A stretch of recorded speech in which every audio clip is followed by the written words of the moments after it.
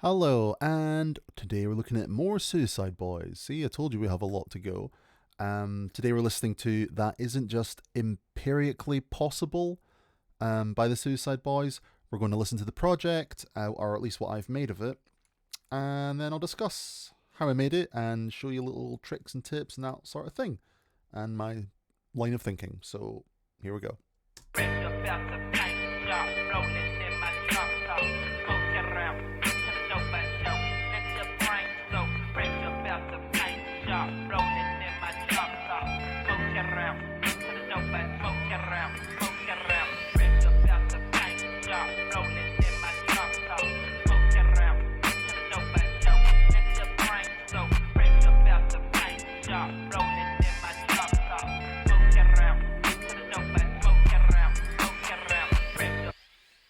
Yeah, a great sample.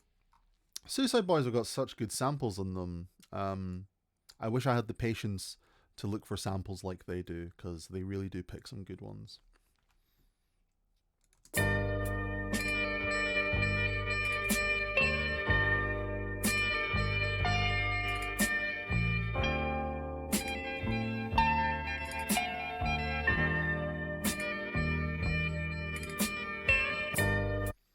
I appreciate some good chopping when it comes to sampling, but if you don't need to chop it, then don't feel like you have to. I mean, I'm certainly guilty of that when I'm making my own tunes. Just let the sample play. Yeah, let the sample play and let it tell its story, and then you're just sort of accompanying it or building your own thing on top of it, using the vibe that it creates. What did I even do to this? I don't think I did a Okay, no. Yes, I slowed it down by about 4%. That's all. Nothing else has been done to it. There's no processing on it. There's no compression. Which is, I'm just mentioning this because usually I end up doing things like that. But that's it.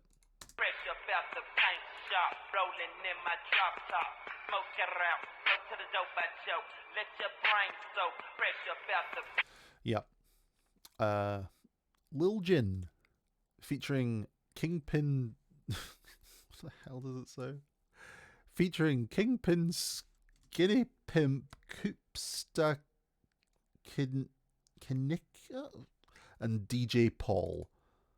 So high. I love these names that they come up with. I love them.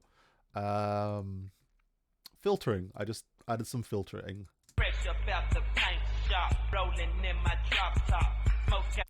Such a, I don't know. I personally don't like the song that it's from, but it's a good sample in this context.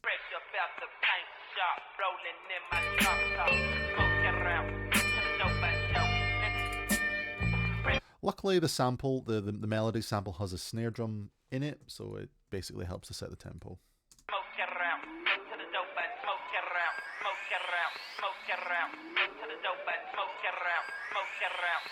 There we go. A bit of filtering sweep here. We've got a sine wave, which looks like is very quiet.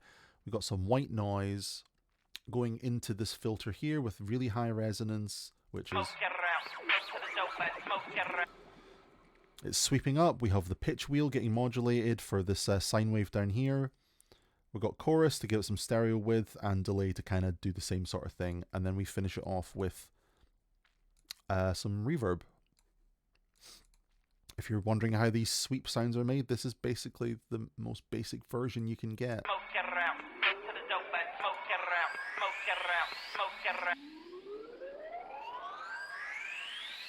Oh, and I put a soft clipper on it as well after it goes through the filter before the chorus and the delay. Yeah. That's the most basic version of a sweep. I would call it a sweep anyway.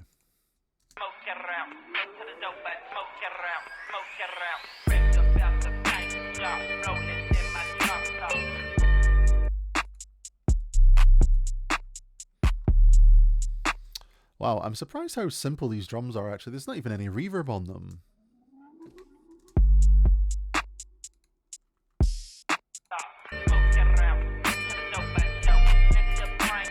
I guess because you're layering it on top of the snare drum in the sample, which already has reverb on it.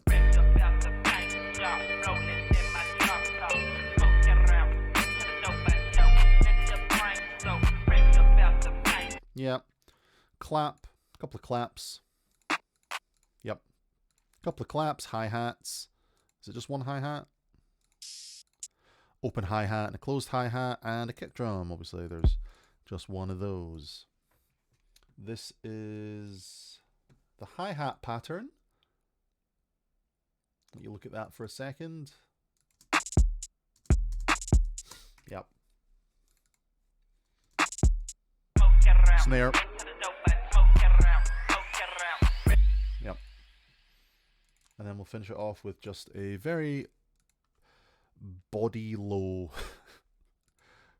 sub bass. Yeah, if you've got headphones on, you'll hear this.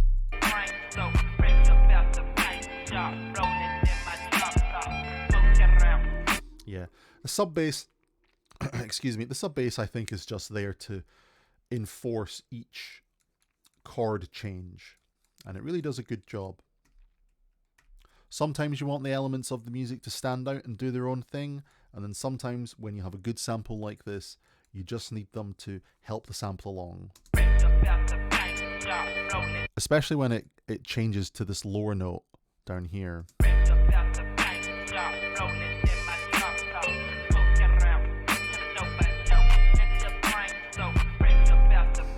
See? It's just reinforcing the chord changes just to help the progression.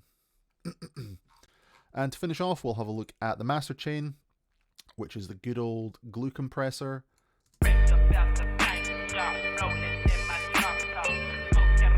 Just to make the lower end a bit softer. We've got some soft clipping.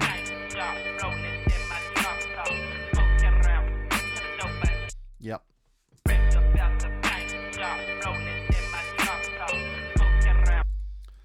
And a little bit of limiting, and that is basically everything. All in all, this beat didn't take that long to make.